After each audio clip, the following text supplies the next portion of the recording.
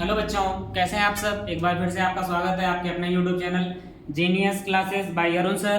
तो जैसा कि बच्चों आप सभी को पता चल गया होगा कि आरआरबी टेक्नीशियन का जो आप लोगों ने फॉर्म भरा था उसकी एग्जाम डेट अनाउंस हो गई है। आपकी परीक्षा होने में बहुत ज़्यादा समय नहीं बचा है। अगर आपका सपना है रेलवे में नौकरी करने का तो ये अवसर आपके हाथ से चूकना नहीं चाहिए। आपके पास बहुत अच्छा मौका है, अभी ठीक ठाक समय भी है तैयारी करने के लिए। गर्मियाँ भी धीरे धीरे जा चुकी हैं तो आपकी तैयारी में गर्मी भी कोई बाधा नहीं बनने वाली है। आप कहीं से भी बढ़िया तैयारी कर सकते हैं। तो प्यारे बच्चों, अगर आपका सपना है रेलवे में नौकरी करने का तो आपके लिए इसमें दो तरह की पोस्टें आपने अप्लाई की हैं। आपने दो तरह के फॉर्म भरे थे यहाँ से। एक इसमें था कि टेक्नीशियन ग्रेड 1 सिग्नल के लिए था, जिसमें ज़्यादातर इंजीनियरिंग वाले बच्चे हैं जो बीटेक ऑनर्स थे या पॉलीटेक्निक जिन्होंने किया था। ज़्यादातर इसमें उन बच्चों ने एप्लीकेशन डाले हैं। और एक ग्रेड 3 था जिसमें कि 10+2 में जिस बच्चे ने फिजिक्स और मैथ के साथ में किया था वो उस बच्चे ने भी अप्लाई किया है। तो सभी के लिए वैकेंसी ठीक ठाक हैं, मौके बहुत अच्छे हैं। तो आप अपने हाथ से इसको जानने ना दें, अपनी तैयारी को और अच्छे से मजबूत करें। आने वाले समय में आपके हाथ में भी एक सरकारी नौकरी हो सकती है अगर आपका सपना रेलवे में नौकरी करने का है। तो प्यारे बच्चों, तो हम थोड़ी सी बात करने वाले हैं कि आप तैयारी तो कर रहे हैं लेकिन आपको पता नहीं कि आपको किस विषय पर कितना ध्यान देना है, किसमें कितना पढ़ना है, कहाँ से कितने नंबर आने हैं। उसी बात को क्लियर करने के लिए मैं आपके सामने हूँ। तो जैसा कि आपको पता है कि अगर आपका सीबीटी जो होना है टेक्नीशियन ग्रेड 1 का, उसमें जो जनरल अवेयरनेस के क्वेश्चन आने बच्चों उनके केवल 10 संख्या है। इसका मतलब है टोटल जो जीए पोर्शन है उसमें से मात्र और मात्र आपको 10 प्रश्न मिलने वाले हैं, जबकि नंबर ऑफ जो मार्क्स हैं वो सबके बराबर ही रहने वाले हैं। रीजनिंग के बच्चों 15 क्वेश्चन मिलेंगे। Basics of computer and applications के 20 क्वेश्चन आने वाले हैं। मैथमेटिक्स के टोटल 20 क्वेश्चन आएंगे आपके, अगर आपका ग्रेड 1 सिग्नल से भरा है तो आपने फॉर्म। और बेसिक साइंस और इंजीनियरिंग जो कि आपका ट्रेड है जिससे आपने की है इंजीनियरिंग, अगर आपको वो सेक्शन है तो उसमें से 35 क्वेश्चन आपको आने वाले हैं। इसका मतलब है जिस भी बच्चे का ग्रेड 1 सिग्नल उसमें सबसे ज्यादा वेटेज जो है वो बेसिक साइंस का और इंजीनियरिंग पोर्शन का है, और साथ में मैथमेटिक्स के 20 और बेसिक और जो कंप्यूटर्स के हैं उसके भी बच्चों 20 क्वेश्चन आने वाले हैं। तो ये तो हो गया आपकी ग्रेड 1 का, जिसकी वैकेंसीज लगभग 1100 के आसपास में 1000 कुछ करके हैं। और उसके बाद में बात करते हैं ग्रेड 3, जिसका कि ज़्यादातर बच्चों ने एप्लीकेशन डाल पाए हैं, क्योंकि उनको डालने का अवसर उसमें मिला, क्योंकि या तो आईटीआई के साथ में बच्चे डाल पाए हैं या तो उसमें 10+2 के साथ में बच्चों जिनका फिजिक्स और मैथ था वो बच्चे भी डाल पाए हैं। तो अगर हम उसके सब्जेक्ट की बात करें कि आपको क्या पढ़ना है, कितना पढ़ना है, अगर आपने फॉर्म डाला है 10+2 फिजिक्स और मैथ के साथ में, या फिर आपका आईटीआई कुछ भी रहा है किसी भी सेक्शन से, तो अगर आपने टेक्नीशियन ग्रेड 3 के लिए फॉर्म भरा है तो मैथ से बच्चों आने क्वेश्चन 25 पूरे के पूरे 25 आपको मिलने वाले हैं।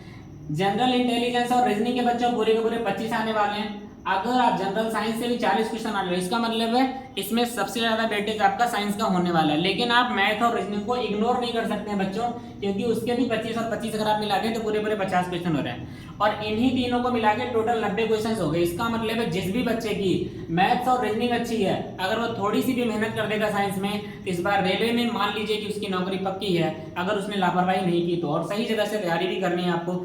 यूट्यूब के चक्कर में बहुत जगह इधर उधर गलत चैनल के चक्कर में नहीं पढ़ना है कि आज यहाँ से पढ़ लिया कल वहां से पढ़ लिया। जहां से भी पढ़ना है बिल्कुल बच्चों लग के पढ़ो, लगातार पढ़ो, एक ही जगह से पढ़ो। आगे बात करेंगे जीए। यहाँ पर भी केवल 10 क्वेश्चन का वेटेज है, इसके लिए बहुत ज्यादा आपको माथापच्ची करने की जरूरत नहीं है। थोड़ा हम इस वाले सेक्शन का डिटेल सिलेबस देख लेते हैं कि आपके पास क्या क्या इसमें आने वाला है, कितने क्वेश्चन किस किस चीज से आने वाले हैं। तो अगर बात करें थोड़ी डिटेल सिलेबस की, तो प्यारे बच्चों यहाँ से जो आने वाला है आपके लिए मैथ्स और रीजनिंग के क्या क्या सब्जेक्ट हैं जो आने वाले हैं, जो कि आपको पढ़ने हैं, तो हम हमारे लिए यहाँ पर उसके विषय में भी दिया गया है, तो उसे भी देख लेते हैं कि आपको क्या क्या पढ़ना है। यहाँ पर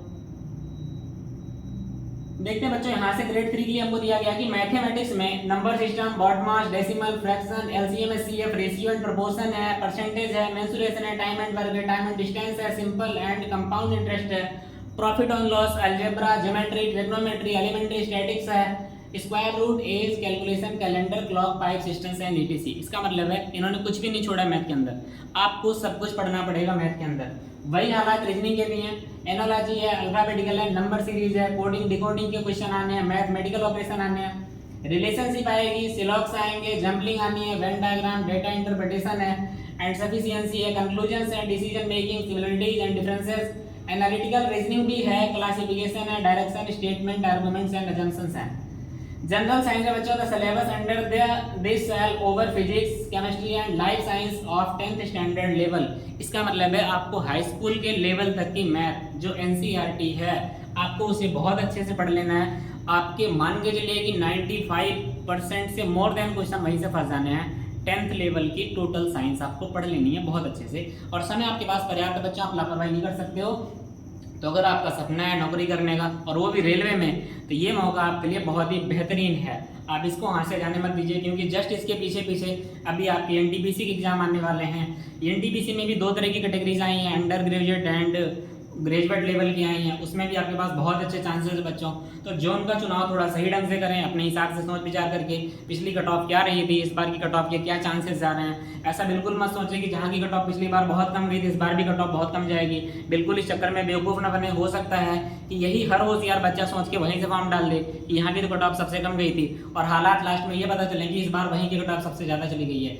तो अपने बुद्धि और विवेक का परिचय दें, अच्छे से फॉर्म भरें, फॉर्म को भरने में कोई भी गलती ना करें, क्योंकि आपकी एक गलती आपको पूरे इस एग्जाम से वंचित कर सकती है, और जिसका नुकसान आपको हमेशा हमेशा के लिए उठाना पड़ सकता है। तो मिलेंगे बच्चों आपसे रेगुलर वीडियोस में, मैथ के क्लासेस के साथ में, और रीजनिंग की क्लासेस आपको रेगुलर मिलेंगी। तो आप सभी हमारे चैनल से जुड़िए और अपनी तैयारी में 4 चांद लगाइए। मिलते हैं आपसे बाद में। Thank you.